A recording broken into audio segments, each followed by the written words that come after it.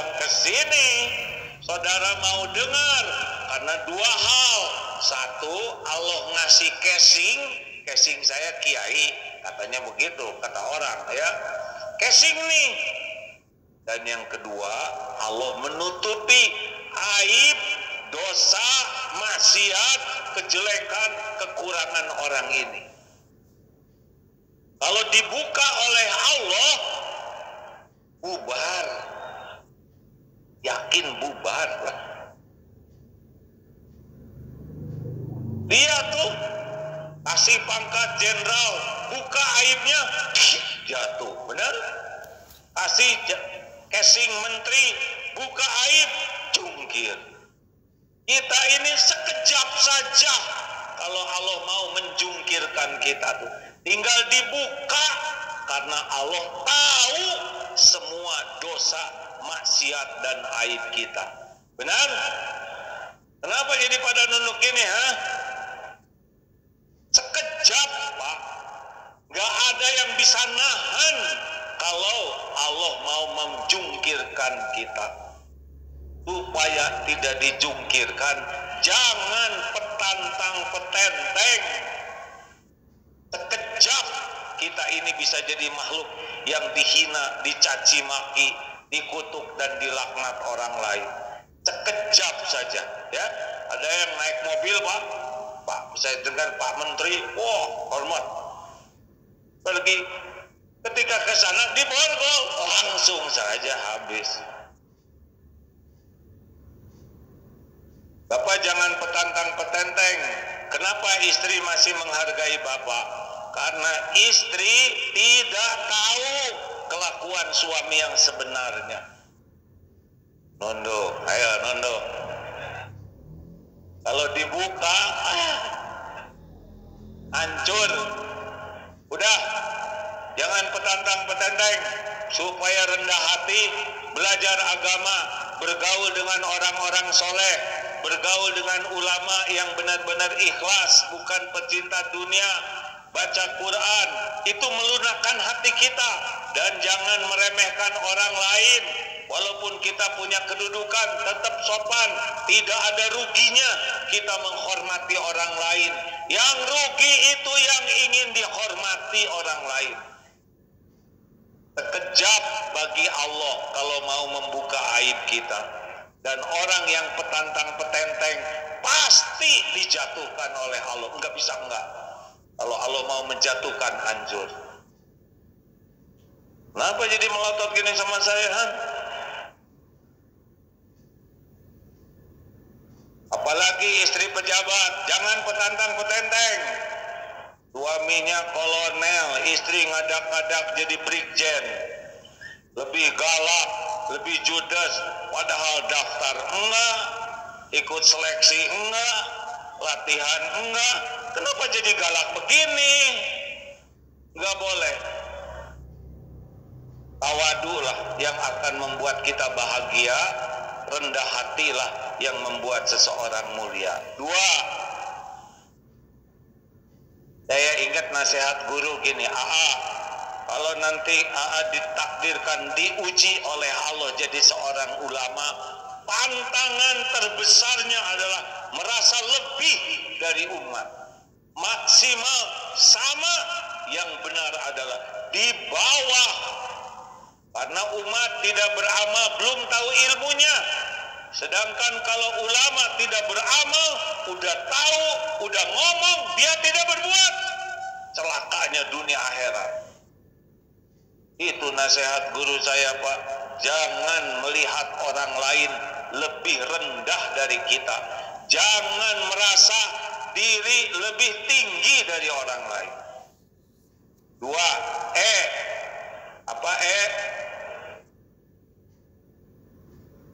maling egois. Dia ngambil sendal kita, benar? Koruptor egois.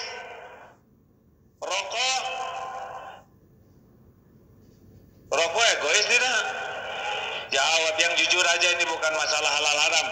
Perokok egois tidak? Saya heran juga lihat perokok sedot tiu, kayak kurang kerjaan. nyedot ngeracunin paru-paru sendiri, niup ngeracunin paru-paru orang. Siap-siap, saya senang di sini tidak ada yang merokok ya. Ya saya nggak tahu, tapi siap-siap aja. Karena belum tentu orang lain ridho menghirup asap rokok itu. Ya Allah, asma saya kumat nih, gara-gara si perokok itu. Balas ya Allah. Jadikan dia mencret. Jangan doa gitu ya. Jangan ngedoain jelek ke perokok, awas. Doanya doa supaya berhenti ngerokok aja. Buang sampah sembarangan egois bukan? Oh, buang sampah sembarangan bisa jadi petaka bagi kita. Untung rokok dibuang, ternyata ada orang nginjek, menjerit, loncat ke pinggir jalan, kesabet motor, celaka. Demi Allah yang buang puntung itu ada balasannya. Parkir sembarangan egois bukan? Egois. Jalan jadi macet sesukanya. Dicatat orang egois cenderungnya zolim. Dalam Islam bahagia, mulia, khairun nas anfa'uhum linnas, sebaik-baik manusia, manusia yang paling banyak manfaatnya. Bukan banyak uang, banyak sedekah yang bisa bikin bahagia. Baca surat Ali Imran 134. Ciri orang bahagia, ciri orang ahli takwa. Alladzina yunfikuna fis-sarra'i wad-dharra. Orang-orang yang berinfak dalam keadaan lapang dan sempit. Orang tidak bahagia dengan banyak uang, tidak bisa. Bahagia itu dengan banyak sedekah. Bu, Ibu, Bu, nih saya mau nasihat sama suami. Suami, mau bahagia enggak? Suami itu bahagia kalau istri bahagia, Pak. Sebab kalau istri rewel, kita menderita. Itu rumus. Mau tahu supaya istri hidupnya bahagia? Mau tahu tidak? Jangan bikin jengkel. Caranya gini nih, tekniknya ya. Bu, kasih uang. Ini uang buat ibu. Buat apa ini, Pak? Ya terserah, ini buat keperluan pribadi ibu. Misal kasih 3 juta. Kasih lagi. Nah ini 3 juta lagi khusus buat sedekah. Ibu habiskan uang ini dengan sedekah ke siapa aja yang ibu mau. Lihat tegang, kasih. Jangan ngasih 5.000, kasih 50, kasih 100, terserahlah, habiskan. Dengar nanti Pak, Bapak akan dengar. Sore-sore, aduh alhamdulillah, tadi saya lihat ada orang yang benar-benar susah, saya kasih aja 50, aduh bahagianya sampai bergetar. Terus ada orang jualan, saya bayar 100.000, aduh ya Allah, yang ini saya kasih beras, ya Allah. Lihatlah, istri Bapak akan banyak cerita kebahagiaan dengan bersedekah. Dan kalau istri bahagia, kita ikut bahagia. Benar? Jangan ragu-ragu ngeluarin uang buat istri. 6.000 buat sedekah. Ini serius, Pak. Kalau istri sudah senang sedekah, dia akan jadi ahli takwa, disukai Allah. Akan bahagia. Dan nanti uang ibu pun senang sedekah. Karena bahagia itu dengan bermanfaat. Bahagia itu dengan membahagiakan orang lain. Bukan ingin dibahagiakan. Bu, Ibu, tahu nggak kenapa ibu sering menderita? karena ibu ingin dibahagiakan oleh suami. Salah. Istri kalau ingin dibahagiakan oleh suami tidak akan bahagia. Loh, bagaimana? Iya, karena suami model ini, maaf ya Pak ya, ini lelaki, jangan yang tersinggung, awas. Boro-boro membahagiakan istrinya, membahagiakan diri sendiri aja susah, bener tidak Pak? Udah, ibu kalau pengen bahagia, bahagiakan suamimu dengan ikhlas, itu bahagia. Bahagia itu dengan me, bukan dengan di. Kalau ingin diberi, ingin dipuji, ingin dihormati, ingin disayangi, itu pasti sering sakit hati. Ingin memberi, ingin menghormati, ingin menyayangi, kita yang memberi. Itu kunci akhlak kedua. Selamat menderita bagi orang-orang yang hidupnya ingin dia tidak akan bahagia.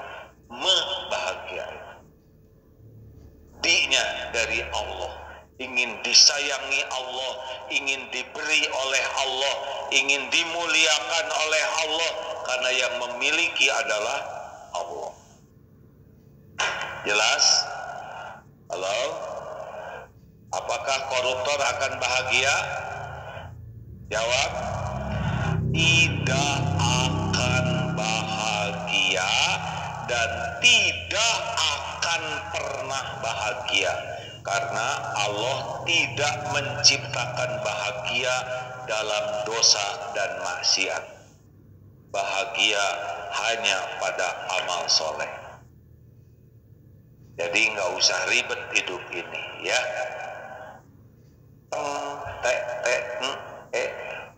Apa? Nora. Tahu nggak Nora itu artinya apa? Pengen dipuji orang, senang dipuji, takut dicaci, itu derita. Banyak orang yang jarang nafas karena ingin disebut langsing, ingin kelihatan kaya, banyak cicilan, padahal orang gak pernah bantuin cicilannya. Mau bahagia? Mau bahagia? Just the way you are. Oh, apa artinya? Dilarang merokok. Rokok lagi. Suka gemes lihat yang merokok. Apalagi kalau kakek-kakek merokok, Pak. Kan ada kakek-kakek ngerokok. Kata cucu, lagi apa kek? Lihat sendiri lagi apa. Udah gemeter nih. Kek, minta dong rokoknya. Nggak boleh. Kenapa nggak boleh kek? Bahaya tahu. Kata cucu, aduh kakek error ya. Udah tahu bahaya disedotin. Kalau nggak bisa ngasih contoh baik, minimal jangan ngasih contoh buruk.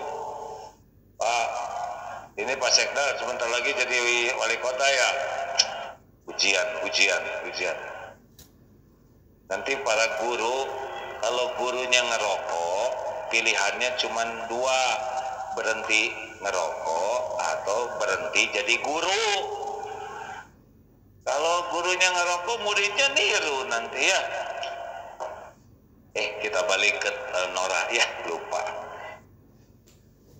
Bu, Pak, makin ingin dipuji orang, makin menderita.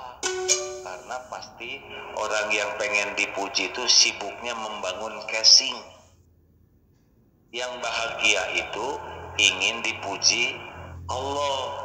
Allah melihatnya apa? Innallaha la yanzuru ila suwarikum wa amwalikum walakin yanzuru ila qulubikum wa a'malikum. Sesungguhnya Allah tidak melihat rupa dan hartamu, tapi Allah melihat hati dan amalmu.